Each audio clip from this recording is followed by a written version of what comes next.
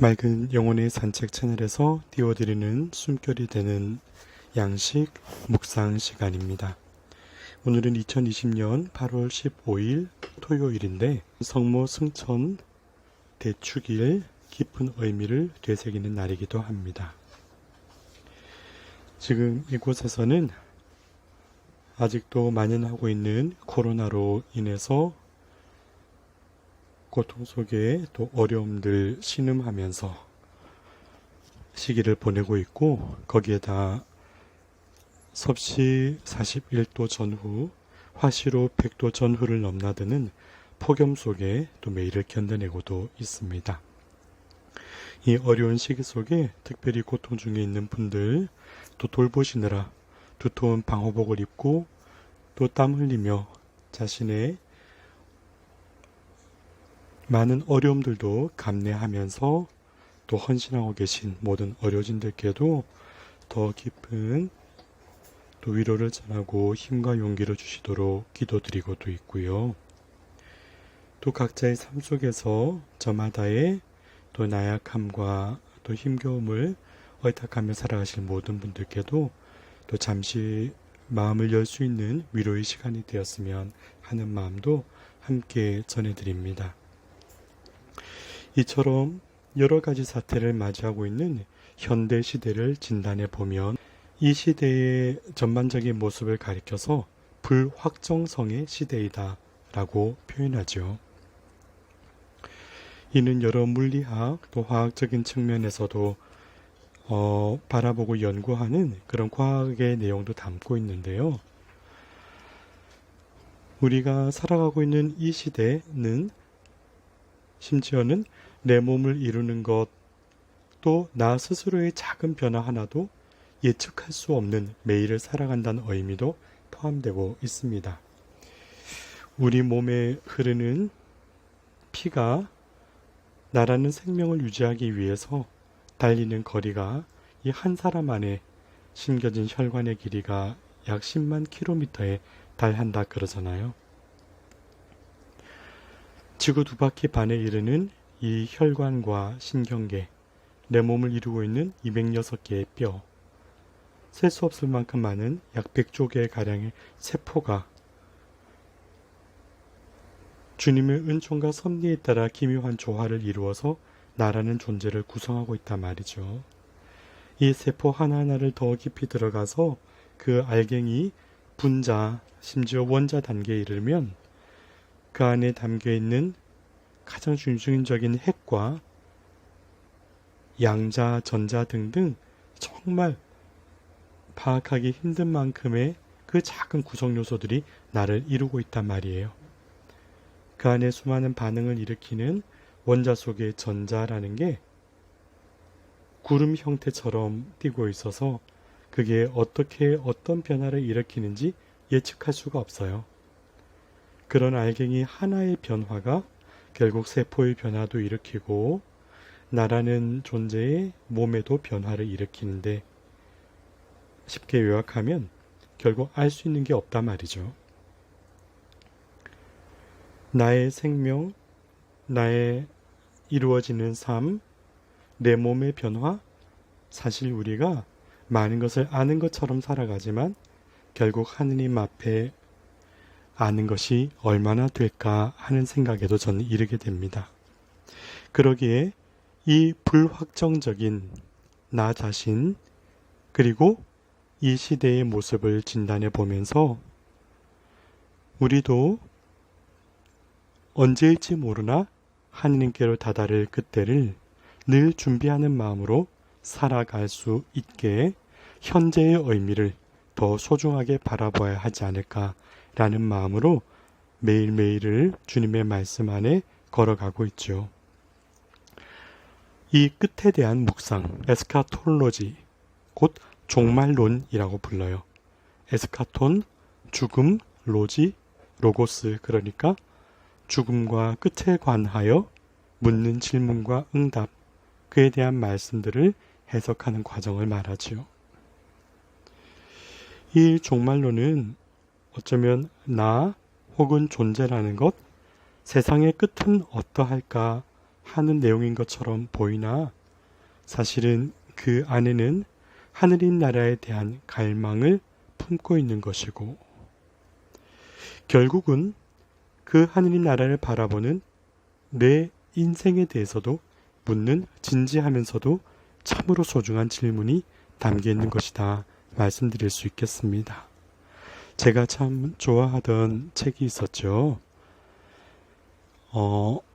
대학 교수로 일하다 또 자신의 삶의 과격함들 또 사회에 대한 여러 가지 시각의 차이로 강단에 쫓겨난 뒤로 자연 속으로 들어가서 소박하고 순수한 삶을 일구는 것을 전했던 스콧 니어링이라는 분이 계셨고 그분의 삶에 매료되어서 결국 남은 인생을 마지막 순간까지 함께했던 헬렌 니어링이라는 또 여인이 있었습니다.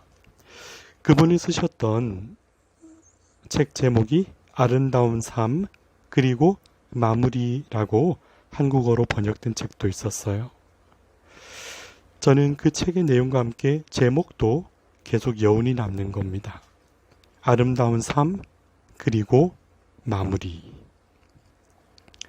결국 우리가 언젠가 다다를 하늘인 나라에 대한 꿈과 나의 존재의 그 시점을 되돌아보게 하는 것은 결국은 지금 이 순간 현재의 내 삶이 이루어가고 담아내는 내용이 무엇인가에 초점이 맞추어지는 것이지요. 왜냐하면 아름다운 마무리는 아름다운 삶을 전제로 하는 것이니까요. 저는 어떤 분의 말씀을 인용해서 이런 제목을 한번 만들어 봤어요. 영적인 그릇 이론이다. Spiritual Container Theory. 즉, 내 영혼의 그릇에 어떤 것을 담아내는가 하는 것을 돌아보자 하는 거예요. 자, 질문 한번 던져볼까요? 다이아몬드, 가장 값비싼 보석으로 만들어진 그릇이 있어요. 그 그릇에 된장을 담아 놓으면 무슨 그릇이 될까요? 그것은 다름이 아닌 된장 그릇이에요. 근데 보잘것없는 질그릇에 황금을 담아뒀어요. 무슨 그릇이 될까요? 그것은 황금 그릇이 되는 거예요. 어떤 재료로 만들어진 그릇인가 하는 것이 중요한 것이 아니라 사실은 그 그릇에 담긴 내용이 무엇인가 하는 것이 그 이름을 결정하게 되는 법이죠. 이처럼 우리 삶의 여정 가운데 무엇을 담아내는가?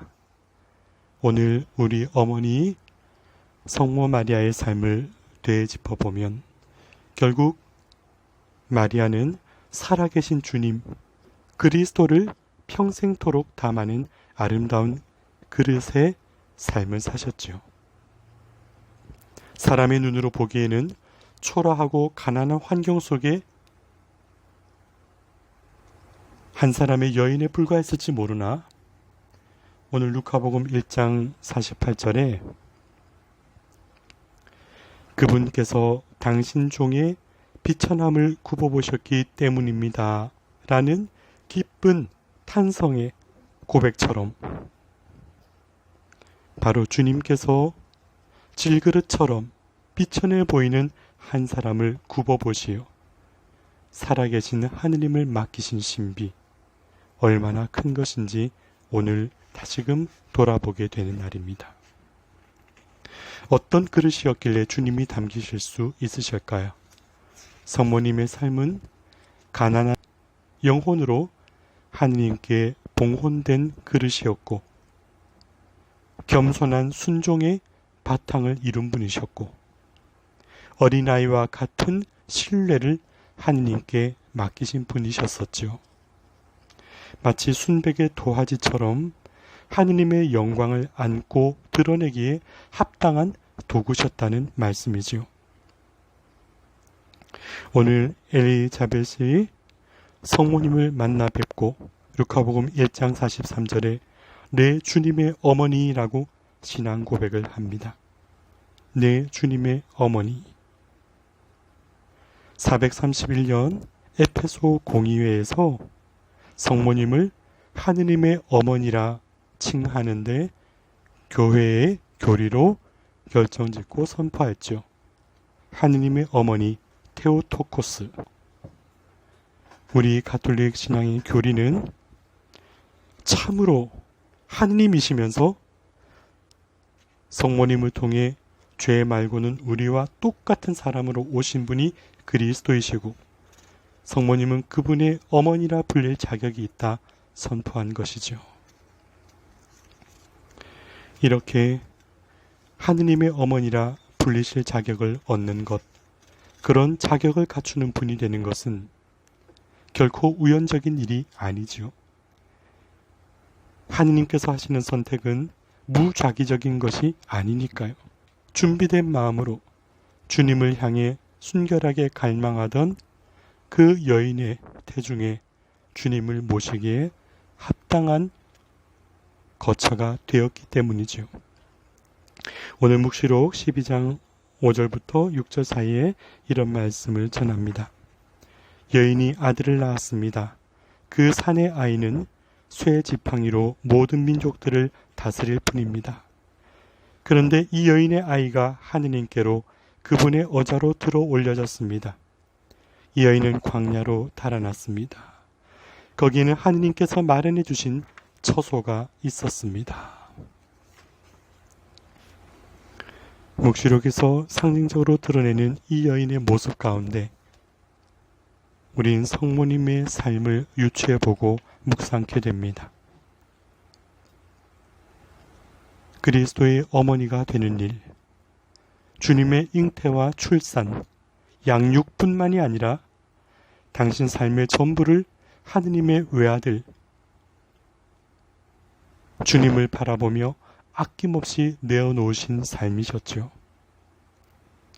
요한 1서 4장 16절의 말씀처럼 하느님은 사랑이시다 하는 것을 굳게 믿기에 그 가슴에 새긴 사랑으로 하느님을 맞아들이기에 준비가 되셨고 모든 일을 하느님의 뜻 안에 비추어 곰곰이 가슴에 새기면서 동행하신 분이 바로 성모님이시니까 말입니다. 이처럼 그리스도 안에서 이루어질 하느님의 섭리를 믿고 받아들이신 분, 그러기에 성모님의 생애는 천사의 하느님의 뜻을 담은 부름에 대한 응답의 시간도, 주님을 낳고 품에 안고서 이집트로 달아나며 겪었던 불안과 고통도, 예루살렘 성전에 아들을 두고 헤어졌을 때 황망했던 사건을 통한 이별의 예감도, 이 상실의 체험이 가슴 깊이 남아 아들이 주님의 영광을 드러낼 때마다 사람들로부터 겪는 소외와 비판 앞에서 어머니로서 대신 삼게 하는 고통을 맞아들일 때도, 십자가 길에 찢기운 가슴을 안고 동행하던 발걸음의 무거움에도, 식어버린 아들의 시신을 끌어안는 비통한 여인의 가슴으로도, 그러나 믿음 속에 주님의 뜻을 기다리고 부활의 영광을 다시금 누릴 때에 그 감탄 어린 영적인 축복도, 그러나 또 주님께서 승천하시면서 이루어진 기나긴 기다림과 재회의 갈망도, 하느님 사랑과 자비의 계획 안에 받아들여진 너무나 순결하고 아름다운 삶 전체로서의 주님 안에 마음에 드는 여정이셨으리라 믿어집니다. 이 모든 것을 끌어안으신 어머니, 그를 가리켜 오늘 루카복음 1장 45절에 엘리사벳의 단성이 다시금 와 닿습니다. 행복하십니다. 주님께서 하신 말씀이 이루어지리라고 믿으신 분. 이 믿음은 성모님의 모든 여정을 지탱시켜주는 힘이셨을 것입니다. 그리고 오늘 성모순천 대축일은 그 믿음이 완성되는 날이란 것을 우리에게 일러주는 것이죠. 묵시록 12장 6절 말씀을 다시 한번 짚어보면 지극히 사랑하는 아들을 잃은 그 삶이야말로 성모님께서 내쳐졌던 광야와 같은 삶이 아니셨겠는가. 그 외로움에서 이제 하느님께서 마련하신 처소로 들어 올림을 받으시게 된다는 것을 우리는 그리스도의 하느님 곁에 오르심과 같은 영적인 마음으로 바라볼 수 있게 되었다는 사실입니다. 성모님은 신이 아니죠. 우리와 똑같은 인간인데도 그렇게 들어올림을 받으실 자격은 어디에 있는 것인가요? 곧 우리 성모님에 관한 교리에 믿을 교리로 선포된 내용 안에서 곧 그리스도의 거룩함으로 인하여 원죄 없이 잉태되심이 보증된 자격으로 그리스도의 거룩함으로 순결하고 훼손됨이 없는 동정의 여인으로서 하느님만으로 충만한 사람이기에 그리고 참 사람이며 참 하느님이신 그리스도 예수 하느님의 어머니로서 이렇게 주님 품에 함께 오를 자격을 갖추게 되는 것이라 우리는 믿음으로 고백하는 것이죠. 이처럼 영원히 하느님 곁에 머무를 영광, 이것은 지상에서의 소멸로서는 성모님의 빛나는 생애를 보증할 수 없었기 때문인지도 모릅니다.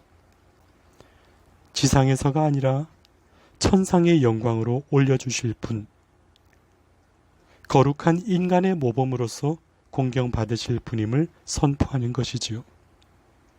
우리와 똑같은 인간으로서 얻으신 영광의 이야기는 곧 여기 있는 나도 같은 조건으로